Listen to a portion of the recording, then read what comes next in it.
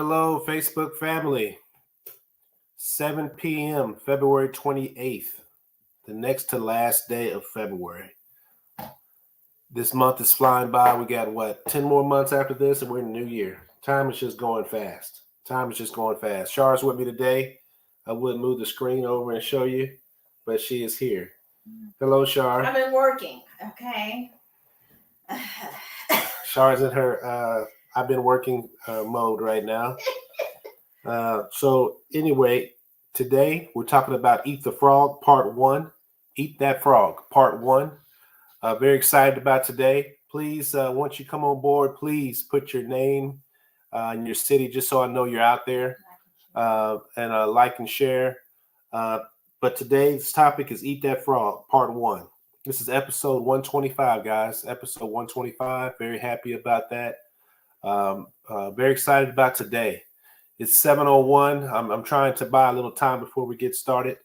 But anyway,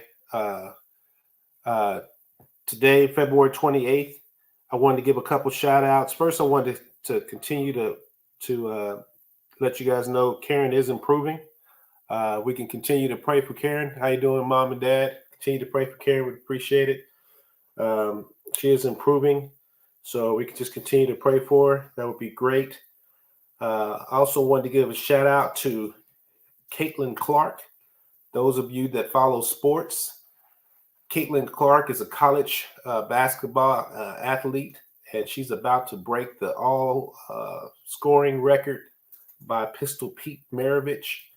I thought that was enough to talk about. That's pretty awesome. She's getting ready to break that record. If she doesn't do it today, she'll do it the next game after that. So to Caitlin Clark, she just needs 54 points to break that record, that long-standing record. I think it's been around since the 60s, if I'm not mistaken. Also wanted to give a shout out to Mother Brenda. Her birthday's coming up, so wanted to say happy birthday to Mother Brenda. And if you're on, whoever's on, please put your name and your city, so we'll know that you're out there. But today, what we're talking about is Eat That Frog, Part 1, Episode 125. Eat That Frog.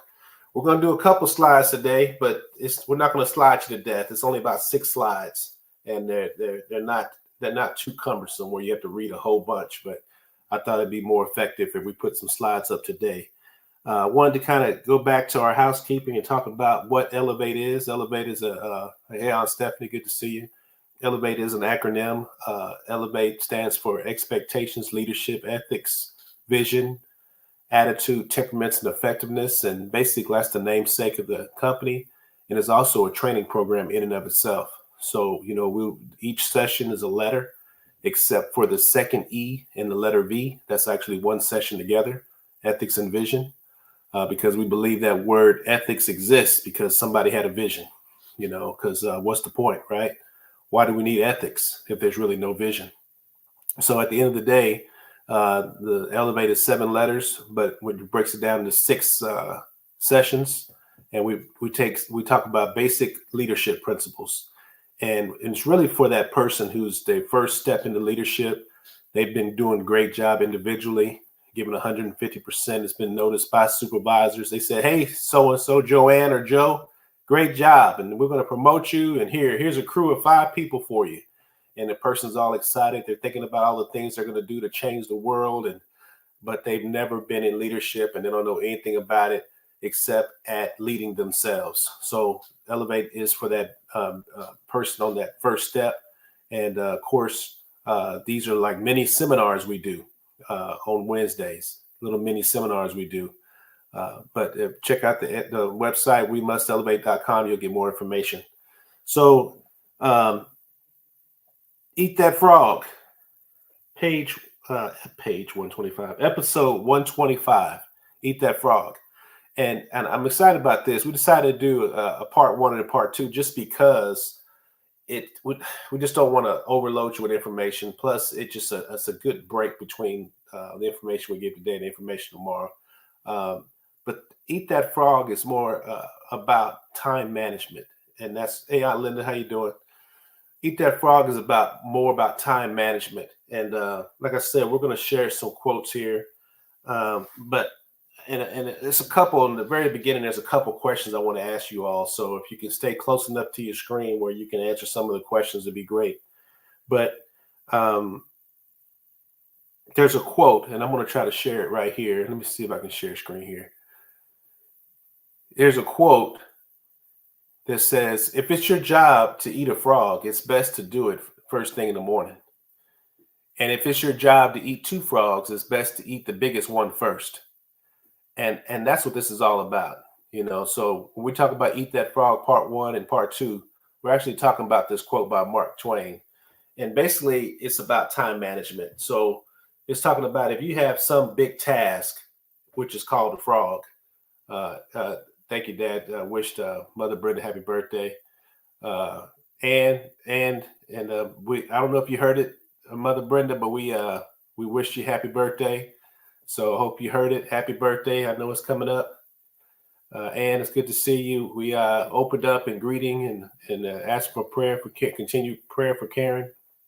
But so that quote, Eat That Frog, is about that quote. And it's a pretty powerful quote. It's pretty simple. It's just saying if you the next day, if you got responsibilities and you got some that are considered frog-like, they're big, they're nasty, and you don't really want to deal with it, it's saying do it first. And if you got 2 of them, take care of the biggest one first. And so, it's pretty basic. I think that most of us kind of understand that already. Sometimes, you'd be surprised with the some people have heard of and what they haven't heard of. I guess about a year ago, I remember teaching a young man that was 22 how to cut grass. So nowadays, I don't assume anything. I just go ahead and make sure that I just explain everything to make sure that I'm not missing anybody on any level. So that's what Eat the Frog is about. So what I wanted to do is ask you guys, and I already talked about what we mean by frog. What I wanted to know is, what are 2 frogs in your life? What are 2 things that on a daily basis that you say, you know what, if I knock these things out, my whole day will be a lot easier if I knock them out earlier. And I'd love you to chime in. But 2 frogs that are in your life that you would say, hey, these 2 things, I kind of stay away from these 2 things, but I know if I don't do them, it just kind of drags on and it continues to be a stress throughout the day. And it'll be best if I had that approach of Mark Twain, where I handled those 2 things first and foremost, and get them done and got them completed, and then move on with my day. I know while you guys are typing, Ann put laundry down. I know for me, it's weekly focusing and reading. I have a whole nother week if I'm on top of my weekly focusing and my reading. I know for some people, reading is an easy thing. For me, I'm speed-wise, I'm an average reader, but I just don't jump up and down over reading. I never have. Shar, what's your 2 frogs?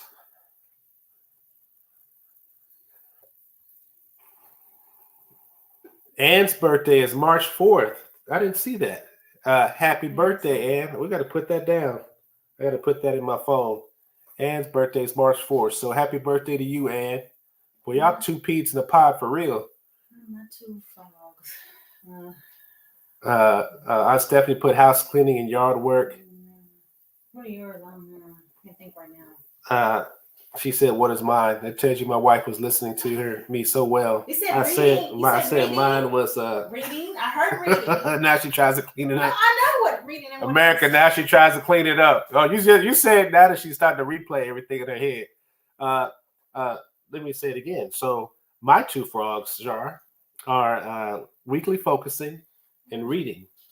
And since we got a little time while people are typing, weekly focusing is basically a tool to use where you sit down for 15 to 30 minutes on the end of the week or before the week starts. Either way, and you just reflect back on your week and you plan the next week, the week that's coming up.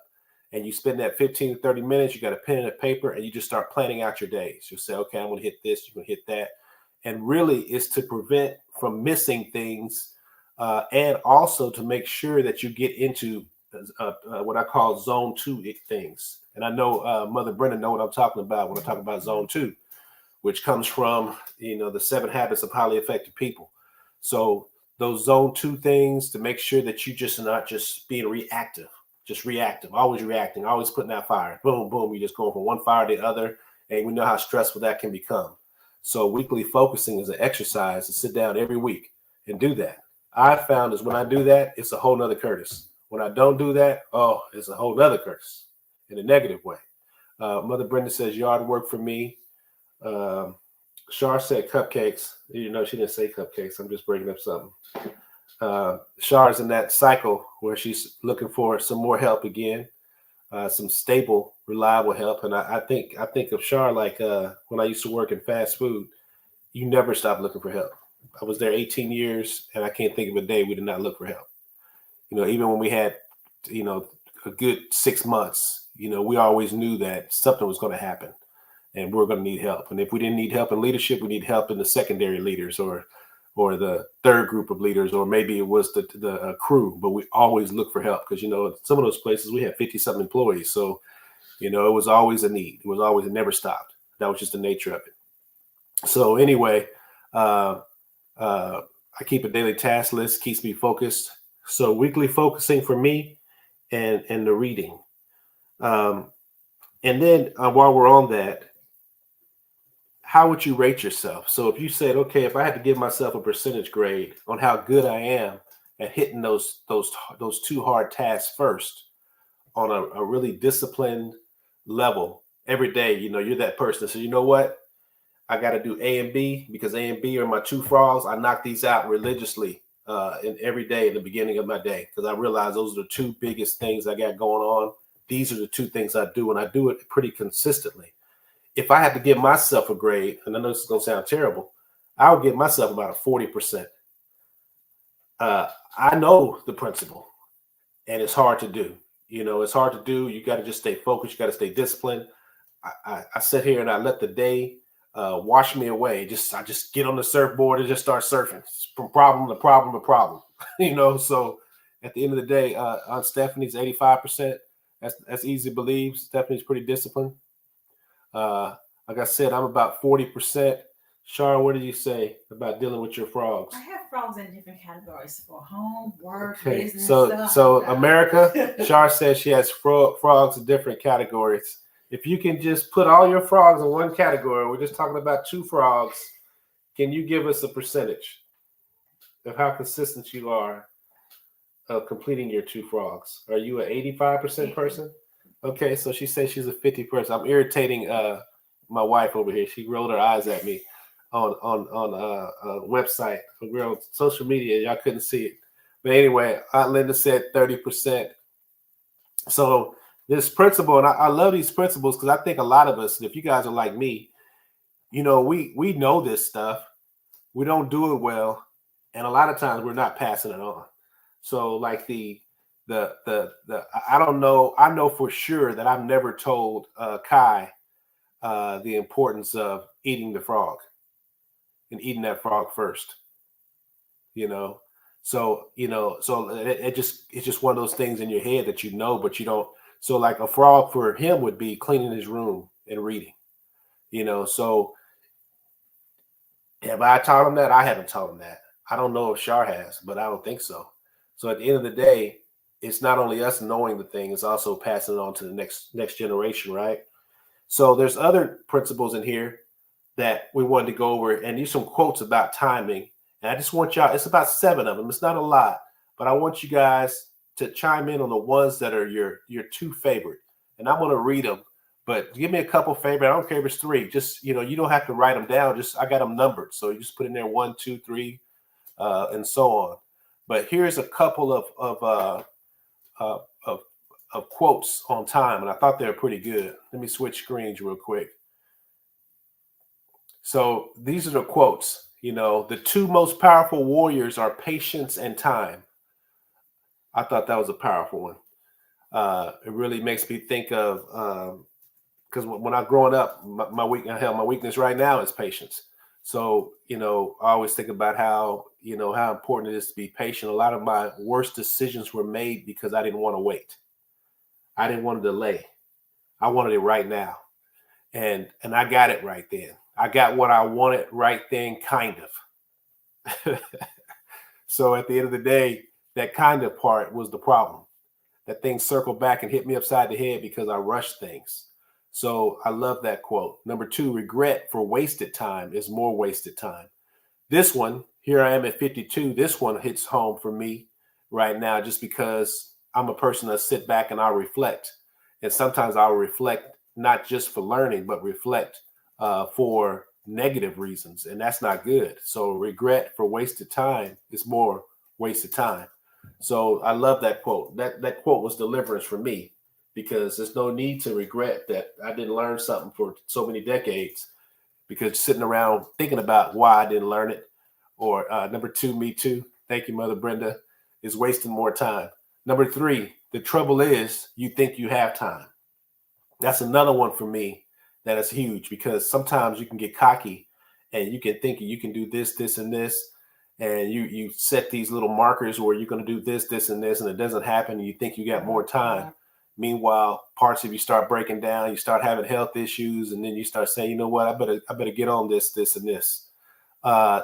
Four is one I found last year. My dad said 7 and 5. Desire finds the time. I love that. You find time for what you want to find time for.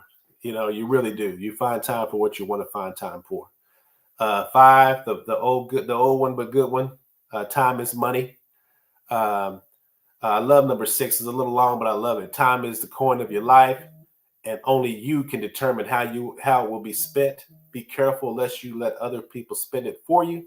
That's a powerful one, especially because they say that 69% of people in the world is passive, so they're getting led a lot more than others. And you got to watch yourself. You got to make sure other people are not spending your time. And then I love number 7 because it deals with another weakness of mine, which is its preparation. Because I talked about that weekly focusing. That weekly focusing is a way of preparing. And if you don't prepare, you know, you can really make things hard for yourself. So 1 hour of planning can save you 10 hours of doing. I remember reading something. I can't remember quite how it goes, and I can't remember if it was Lincoln or somebody, but he says, man, if I was told I had 5 hours to cut a tree down, I would spend 4 hours sharpening my axe. But just that whole mindset of preparation, you know, so those are the 7. So what we got here, we got my dad and mom, 7 and 5. And then Impact Texas, our Stephanie said number 4, Desire finds the time. Ann got 4 and 7. Shar has 4 and 7. You just copying off of Ann. No. And Mother Brenda, you just copying off of. And then number 7, also planning keeps me focused. So those are some little slides. There's a whole bunch of quotes out there for time, but we don't want to go over that forever. But those are the top 7 that I really liked. I wanted to go over this one here. And I just wanted to talk about these last 12 minutes, talk about these 3 groups of people when it comes to time management. To me, everybody can fall into these 3 groups. And as I've been working for a long time, especially in a leadership position, you see these 3 groups of people when it comes to time management. Hey, Drika, how you doing? So these 3 groups is what we're talking about today. And then what we'll do is next week, we'll get into some more time management tools and some other stuff. But this week, we're going to spend a little time talking about these 3 groups. And I already shared some of the quotes about time. So I just want to make sure I was on point here with my little notes. But this first group is called the no effort group. And remember, these are the groups when we're dealing with time management. I'm sure you guys can, once we go into the details of these, you're going to be able to see people maybe you find yourself in some of these. Number 2 is a no strategy group. And then number 3 is the no excuse group. So kicking it first with the no effort group. Now, these are the people I try to stay free from. I try to make sure these kind of people are not in my life at all. I'm going to be honest with you. I try to make sure that these people are nowhere close to my inner circle, close to my next level of circle. Because it's like cancer. It really is. It's like a cancer, and they can get you off track. But this no effort group, their motto is relax. It's not that serious. And this group here, they're just not motivated, right? They're lazy. They're very lazy. They have character issues. They're always the victim. So whenever something's happening, it's always somebody else causing it to happen. It's never them. Never them. They're destructive and don't know it. Lazy people never put themselves in that category. And that's why I added this line here. They're destructive and don't know it, because there's no such thing as people that are lazy that build things. People that are lazy destroy things. That's just how it works. You have a team of 5 guys, and let's say everybody has a role, and y'all got a team together, and y'all getting ready to do this thing, and that one person that's lazy destroys the team. So they're destructive and don't know it. There's even a scripture that says, a brother to destruction, laziness is brother to destruction. So if they knew they were destructive, maybe they would change, but they don't get it. And they're not sensitive enough because their laziness takes priority. They're not sensitive enough to stop and see how they are hurting the team. So the other things, they spend most of their time around people just like them. So yeah, they know other people, but most of the time they're around people that think just like they think. So when you say what you say about them being lazy, it can be offensive, and they'll just say, hey, relax. It's not that serious. And then they are culture killers. This is the no effort group when it comes to time management. These are the people that show up late all the time with no pressure. They don't feel like there's nothing wrong, you know. And then these are the people that are always behind on deadlines. And try not to look at one point and say, well, I'm late all the time, but I'm not. There's some people that struggle with being late, but they make sure that they make it up in other ways. They try to make sure that they're impact player in other ways. And there's other people that, you know, they don't bring nothing to the team. You know, they just don't. So that's the no effort group. Let's go to this next one here, the no strategy group. This is the group that frustrates me the most, because the lazy group, you kind of see them coming on. You know, you only spend about 2, 3, 4 minutes with them. You can figure out, okay, yeah, I can tell by the way you moving that you ain't trying to help us. I can tell by the way when I gave you that broom that you didn't want to sweep or help us do anything. So, but this no strategy group is different because they try hard. They come in, they give you effort. They might have a pep in their step. But when you give them a little bit more than what they think they can handle, they say, hey, you're asking too much. Their motto is, I'm doing the best I can. And there's a problem with that statement. I hate that statement, because when I interviewed you, you didn't tell me that was going to be the ceiling. You didn't say that, hey, when I get challenged to the point where I don't know what else to do, then I'm just going to shut down because I'm doing the best I can. You didn't say that to interview. I was hoping you're going to be one of those people that try to figure it out, but you're not. And you didn't tell me that. You told me just the opposite during the interview. The number 2 thing is hard worker, but when pushed has excuses because they are limited by their mindset. So this no strategy group is, they just have a cap on the way they think. If they don't already know it, then it's lights out for the rest of us, because if you're depending on them, they're only going to go as far as what they know. That's it. They're not going to go out there and seek information out. They're not going to call a friend. They're not going to reach out to a pastor. They're not going to reach out to other leaders and say, hey, I have this challenge. They might have a friend that's an expert in that field that they're struggling in, but they're not going to call them. They're just going to say, hey, I'm doing the best I can. They're resistant to change, and they're culture restrictors. They might, if you're working in an environment where you need to get to level B and they're level B, they'll get you to level B, but you'll never see A, because they're culture restrictors. They're only going to give you what they got. They are not going to reach out there and find out what it takes to get to that next level. And that's what's so painful about the no strategy group. They do not know how to get outside the box. They do not have to come out with a plan. If you ask them, hey, what's your week like? They don't have a sheet of paper where their week is planned. They don't go that way. They don't operate like that. They operate off we used to call it off the seat of our pants. They operate off the seat of their pants. There's no notes. There's no agenda. I'm just showing up. I'm going to do the best I can, right? No strategy group. That's that group. Number 7, and this is my favorite group, is the no excuse group. Their motto, we get it done no matter what. Now, they're not perfect, but they have a different mindset. They utilize time management tools. Or if he or she doesn't know something, they search or create a principle or some kind of process. They try to create a process to make sure they win. They keep commitments in front of them. There's no, hey, this is due today, and then they say, oh, really? No, they got the commitment. They know it's what's in front of them. They have some kind of process that keeps these things in front of them. They say no. These people say no respectively to a lot of things. They know that they have what's in front of them, and they're making decisions on future commitments based on the commitments they already have. When they know that they can't do something, they say, hey, I'm sorry, I can't do that. What about next week? Is that okay to get it done? Or maybe 2 weeks from now, maybe next month. Right now, it's pretty packed for me. They're able to say no because they understand that if they say yes, there's going to be people that are depending on them, and they rather not be that person that doesn't come through. So they say no respectively to a lot of things. Another characteristic you'll see with these is they constantly challenge the people around them. They're always pushing the people around them. Why? Because they know that there's things that are going to come up. They know that there's stuff that's going to happen that might prevent them from hitting their goal. But they know if they can get everybody around them quicker, that'll give the whole team more time to be effective. So they're always pushing people to get better. Another quality or characteristic is they're able to see things coming before they happen.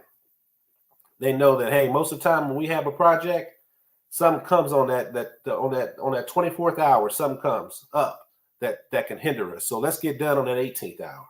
Let's get done on that 12th hour. Let's get done on that 13th hour. We're not going to leave it to the end. Shonda says, I was about to say, because I don't believe in leaving 100 hours early to get to work and 8 a.m. when I go to the office. Oh, okay. She's talking about. So anyway, I wasn't going to say anything. I wasn't going to say anything about my wife. I was not picking at my wife because she's late a lot. I was not saying that at all. But America, we'll say we're leaving at 8:15 for church. And me and Kai will be sitting at the stairs ready to go. 8:15 comes, 8:15 goes.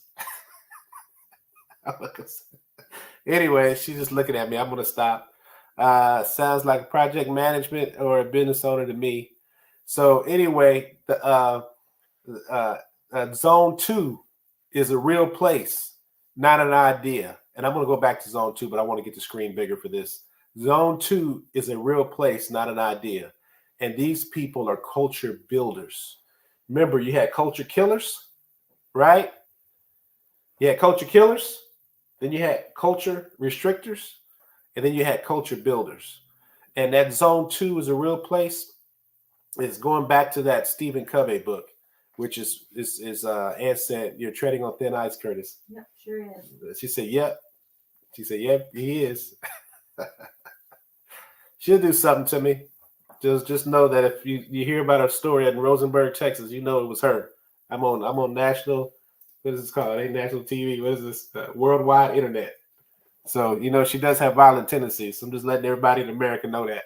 Anyway, but that Stephen Covey book has a section that's awesome. He has these 4 boxes, and one of them is zone 2. These are things that are not urgent, but they're important. And to me, this is what I made my career on. My career was made on this. I would make sure that I never let those things die. I would make sure that I always had 1 foot in that box. Because if you always have 1 foot in that box, don't mess with Texas or Shar. Look at that. Oh, he's coming to your defense. How sickening. So anyway, I would always have 1 foot in that box because I knew if you don't, you're losing. You have to have 1 foot in that box. So like, it's hard not to use this example, but I'm not going to use it because I'm on thin ice. So anyway, but anyway, whatever your issue is, it could be staffing, it could be whatever. You always have to be thinking what you can do to overcome that issue creatively, because that issue ain't going nowhere. It ain't going nowhere. Whether it means hiring multiple people at low wage, whether it means hiring a 12 or 13-year-old, whether it means go up to the school and get you a list of people that want to work, whatever the case may be, your staffing issues ain't going to change. They're going to always be there. So at the end of the day, it's going to be about, being in that box too, being in that proactive box, in that box where they're not urgent right now, but it's very important for the future. So you have a plan to make sure you have 1 foot in that box. That's what I mean by zone 2. So here it is, it's 7:30. Shondell, let's see. She put someone. She put. I guess he has missed me sitting in the room. Next time, I'll just stay busy with my second job. So she said, "Oh, I talk too much noise to her." She said she's not coming back in. So at the end of the day, eat that frog. Time management. And if you have two frogs, eat the biggest one first. Time management. We went over some groups, and then we talked about the no effort group. We talked about the no strategy group. We talked about the no excuse group. And man, I'm sure most of you guys have been a part of a team where you have a bunch of no excuse people, and it's a fun thing. It's fun. It's fun. So next week, we're going to talk about more stuff like weekly focusing. We're going to talk about time blocking, other tools, and then we're going to pull about 6 strategies. This is all coming from a book. Not today's, what we talked about today, but there's a book called Eat That Frog. What we talked about today is not in the book, but what we're talking about next week will be in the book. This is one of my favorite authors. I don't know if you can see it, if there's a glare, Brian Tracy. I love this guy because you can tell by the way he writes that he wants you to win. You can tell, he wants you to win. It's only 108 pages, 118 pages, I think.